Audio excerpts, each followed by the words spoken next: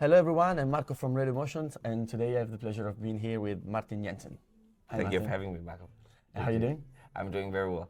It's Okay. early in the morning. It's 11 at Yeah, AD, so it's pretty early. it's early for you. Yeah, like it's a long night. It's a lot. There's a Okay. lot of parties. Okay. So we are at the ADE, Yes. and what do you expect for this edition? We are leaving the third day, but Yeah, I know. But like, so I've been writing at Spinning Monday, Tuesday, Wednesday for this time, and then I've been doing a lot of show yesterday. No, a lot of interviews yesterday, and again today. So yeah, I think for me it's the typical ADE. Typical, Just yeah. getting out there, talk with a lot of people, getting to see colleagues, meet new faces. Typical just the meet and greet Yeah. ADE. But I think that it's so important to meet new people and also the Of people course it is. that you work with. But maybe they are living from the opposite side of the world. Yeah. Because nowadays social medias are important. They are very much indeed. But I think that meet someone in person it's too important. I don't know, but like it makes the difference. Yeah. Because the people that are just texting with each other, like there will be another, communication afterwards when you have met, you have had a couple of beers or something like that. You share course. some fun stories, Of course, of course, and of course. it will just make life a bit more funnier, Yeah. and the work relationship would also be easier. Yeah, I agree with you. So back in the days, when did you start your career in the music world, and when do you thought that this could be your work? Oh, I never thought it would be my work when I started, Yeah. because I started as purely a hobby. I started back when I was 15 years old, just as DJing, going around playing private parties and stuff like that. And it was just at like, I think 23, 24, I decided to, okay, let me see if I can actually do a living out of it. And it worked. And yeah, like now I've been DJing for 10 years. 10 years, yeah. Yeah. Yeah. Yeah, I was like thinking this. But I think, of course, I've been lived on being a DJing earlier. It all is about how many expenses you have. So Yeah. if you're just lowering your budget, I think everyone could be living off being a DJ.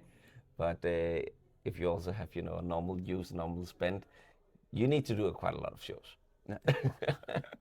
Of course. So what's the song that shows you to the entire world, and your first song that you say, okay, that's it, that's the song. Oh, it had been difficult because I would like go between some of my first songs. Like the one of them would be All I Wanna Do, and the other one would be Solo Dance. Obvious, but I think Solo Dance was the first one. No, All I Wanna Do was the first one to actually make the breakthrough for me in Scandinavia.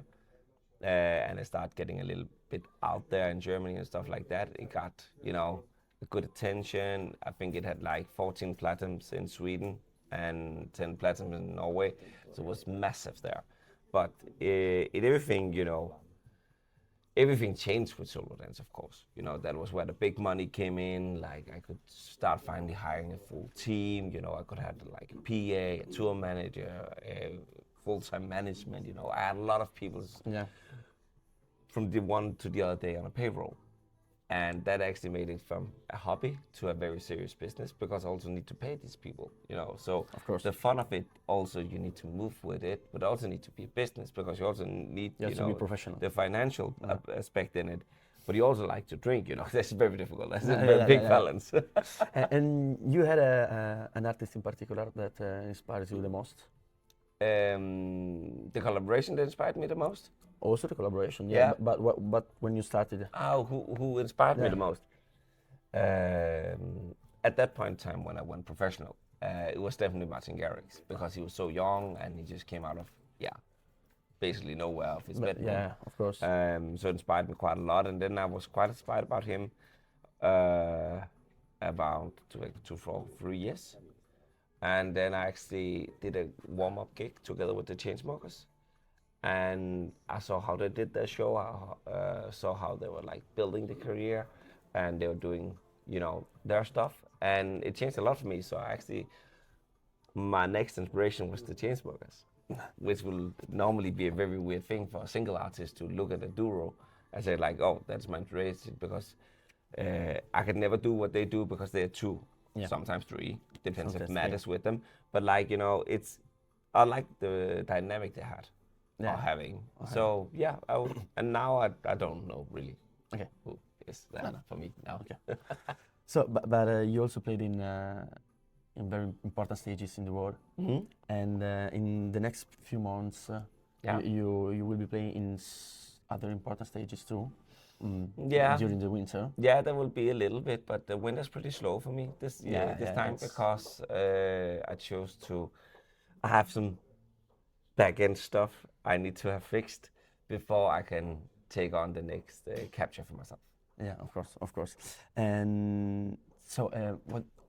This is a question that I make to every DJs that I interview. You've played basically everywhere. You play in top clubs. And what do you think about the crisis that clubs are going through in Europe? Maybe the smallest one, or also the.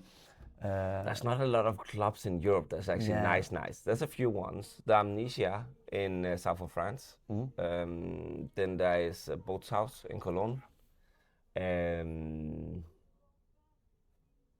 Yeah, Because Ministry of Sound is nice, but you know, it's nothing like going to Asia, example.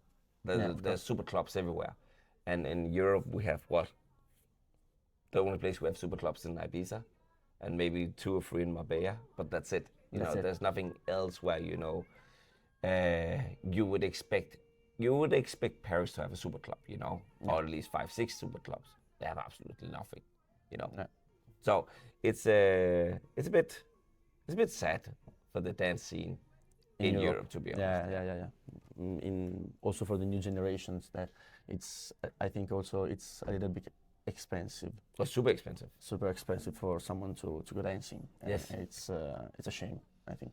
Yeah, we tried yesterday to get some tickets to Maupe's show here in Amsterdam, and of course it was sold out. But there was some, you know, those ticket sites where you can buy tickets, after sale tickets, and we had to pay €192 per ticket. And I was like, nobody can afford that, you know. No. And we also decided not to go. But you know, it is impossible for young people to like getting up with those kind of money, I would say. Yeah. And last question, what do you think about the AI? Oh, that's interesting part, because I love the AI. I'm using AI all the time, but not for making anything. I'm using it as a PA, so to speak. As a support? Yeah, but I will never. I tried the other day to use Suno. Yeah. No. And I know people that are super amazing of using Suno, and they just can bounce a track in 5 seconds, and they can actually. Really? Yeah. But it's a very, you know. That's the same thing with everyone saying, it's like, yeah, but AI are gonna take over everything. Yeah, but it will only as long as you prompt it right. So I'm not afraid of it, and I will definitely use it, and I'm using it. I'm using ChatGPT like more times than Of course. I'm calling my wife. So yeah, I'm using it all the time. Okay, so that's it. Yes. Thank you for your time. Appreciate it. Thank you very much. And have a good day and enjoy your ADE. Appreciate it. Thank you, and you too. Ciao. Ciao.